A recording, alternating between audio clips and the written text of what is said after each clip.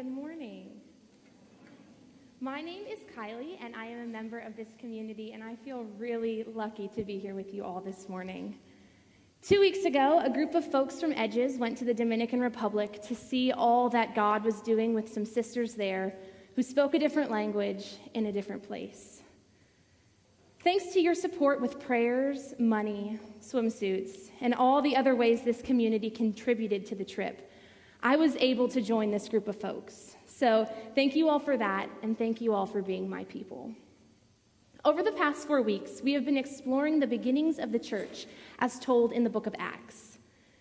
We had conversations of the importance of new beginnings in the church, showing hospitality to others, including others the way that Jesus includes all of us. And last week, some of you got to go out and act out by helping out our little elementary school down the street. At the end of Acts, Paul discusses all the places he travels in order to bear witness to the up-and-coming church. Paul ventures out to many different countries and cities to show people what God is all about. He then invites them to be a part of it with him by including them on his adventure. In this picture-perfect view of the first missions trip that covers around 10,000 miles of travel for Paul, Paul explains his travels through missions trips that cover location, general themes, and the reasons behind the places he goes and the people that he speaks with.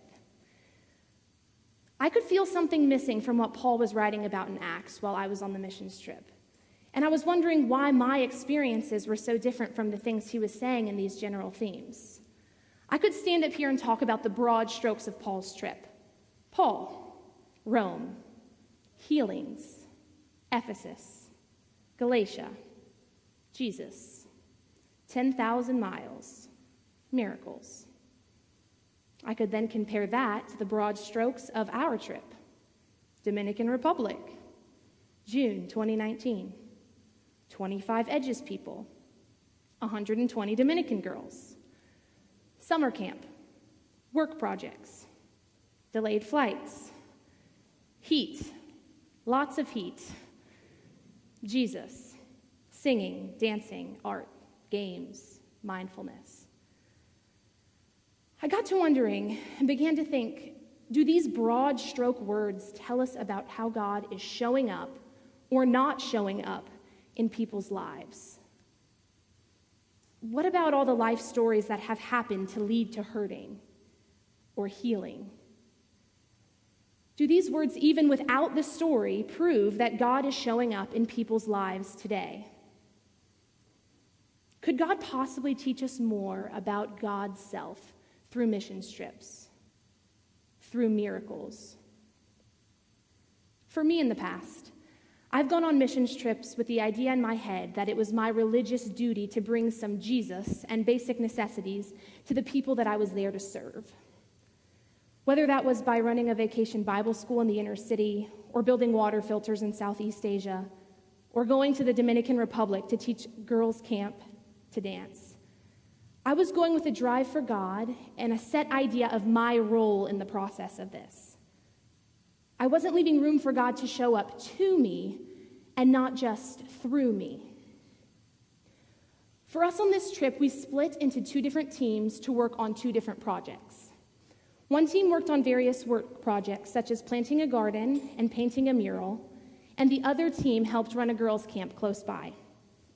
The team I was on was the girls' camp team that was attended by girls who were living in the barrio, which is another word for neighborhood, and as we learned, people there call it the neighborhood in the slums. So it was attended by girls living in the barrio and girls living in the New Hope House, which is a safe house for girls to begin their emotional healing. Before we went to the New Hope House to meet the girls in their current home, we were taken to the barrio, a neighborhood where the entire journey began for these girls. As I sat there, I was brought into the story of girls whose lives were overcome by tension, pain, and wounds so deep I questioned if hope and healing were even an option for them. Stories of girls who have experienced trauma unimaginable in a place where escaping for safety was not an option. I sat on the bench and listened to the faith 2 people had to move to another country and start dreaming dreams for these girls who could not dream for themselves because they had no hope. As they spoke, they talked about how each step in their journey from starting the safe home to where they were today because of a million little moments, they viewed each of these moments as very big miracles. Miracles.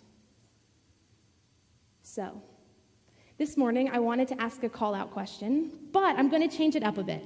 I'm going to ask two different questions, and I'm going to have one half of the room answer one of the questions, and the other half of the room answer the other question.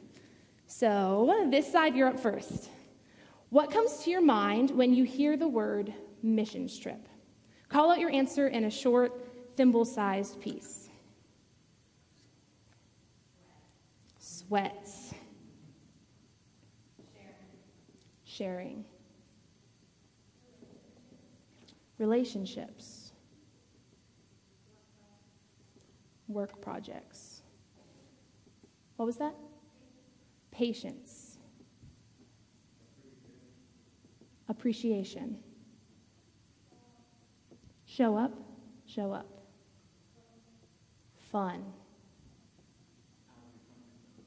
Out of your comfort zone. One more? Perspective.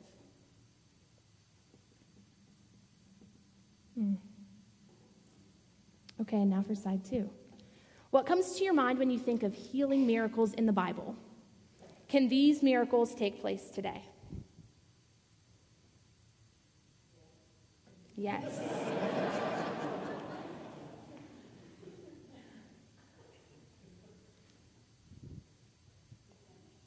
Redemption. Faith. Cleansing. Forgiveness.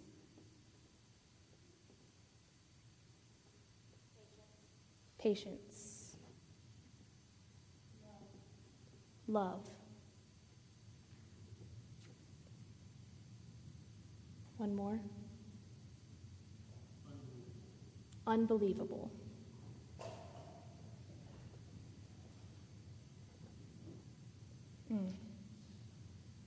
So, my views about miracles center around the idea that that was something saved for Bible times. The idea that miracles are times when someone is physically healed by a divine entity. Something that, from my experience, I just haven't seen done today. But the mention of miracles had me begin to wonder and maybe think that my views needed to be challenged a little bit. I wondered if healings were really a true possibility in today's day and age.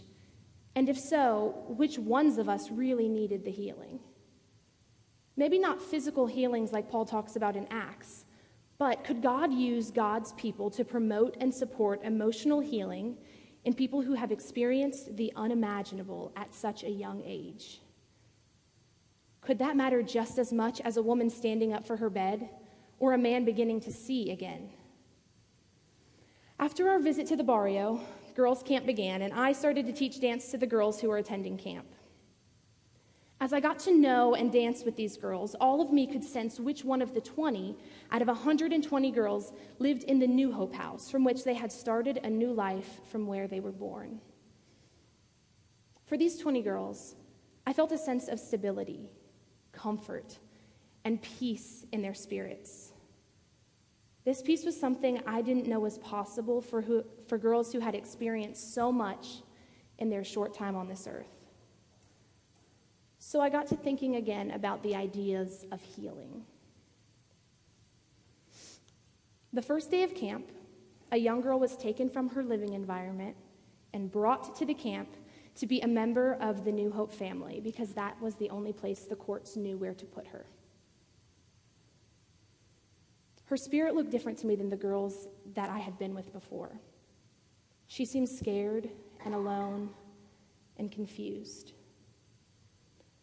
As the week went on, the people she attached to were the girls from the house. She would say or do something out of line, and they would wrap their arms around her as they picked her up, smiled, and ignored her spunky comments. She would run away from adults, and they would sit with her and talk with her and explain the way that they did things with a little smirk of love and also a little bit of annoyance. I realized that this day was the first day of healing for this girl, whose life was just turned upside down forever. A girl who was now living with complete strangers who she didn't know she could trust with her life. Her healing story began today because of people who followed God and uprooted their lives to live outside of their comfort zone. This day, for this little girl, was the start of her miracle, of her healing. Did getting taken from the entire life she had known feel like a miracle? Probably not. Did experiencing the traumas she had experienced before arriving at camp that morning feel like a miracle? I know not. So where's God now? How can God break through and come into the light? So I then read Acts 9, which helps me understand one really important thing about Paul's missions. Everybody got to see God and that he was alive, and that was my experience too while on this trip. It was absolutely the biggest part of the whole story. It says, Peter went off on mission to visit all the churches. In the course of his travels, he arrived in Lydda and met with the believers there. He came across a man, his name was Aeneas, who had been in bed 8 years paralyzed. Peter said, Aeneas, Jesus Christ heals you. Get up and make your bed. And he did it, jumped right out of bed. Everybody who lived in Lydda and Sharon saw him walking around and woke up to the fact that God was alive and active among them. So all in Acts, Paul was coming across the people on his trip that appeared that God had forgotten all about. People who were dead or couldn't walk or couldn't see, the outliers. Paul would go to these people and physically heal them. But the person who was being healed wasn't only the person Paul writes about being affected. It says that everybody who was living in Lydda and Sharon saw him walking around and woke up to the fact that God was alive and active among them. What if this healing was not only for the man who just gained the ability to walk, but also for the community to learn more about the power and presence of God? In the same way, I thought, could God be using the stories of these New Hope girls not only to promote the healing in the girls, but also to change the way that the community experiences God's presence and God's love? So then I read the verse like this. Everybody who lived in the Dominican Republic saw her walking around and woke up to the fact that God was alive and active among them. Everybody who lives in the Dominican Republic sees her walking around and wakes up to the fact that God is alive and active among them.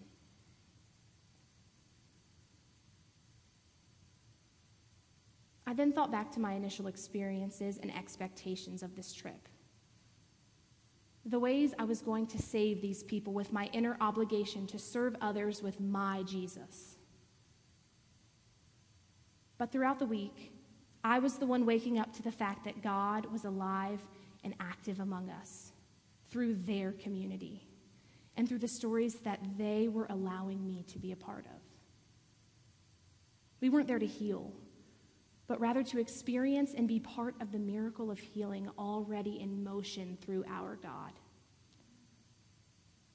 Maybe our views of miracles and healings are a bit skewed. Maybe in the day-to-day hustle of life, we struggle to take time to look out and see what miracles God is orchestrating all around us, all the time. And maybe trips like these give us time to refocus our attention. We struggle to see the miracles in our everyday, but couldn't we all use the same type of healing that the Dominican girls are experiencing? Could we experience that same kind of healing here in Blacksburg? What would change about us if we had our lives uprooted by the grace of God? Would things change? What could God teach us about God's self if we were able to open up our eyes to the world all around us? I think it would look a little bit like hope. So let it be.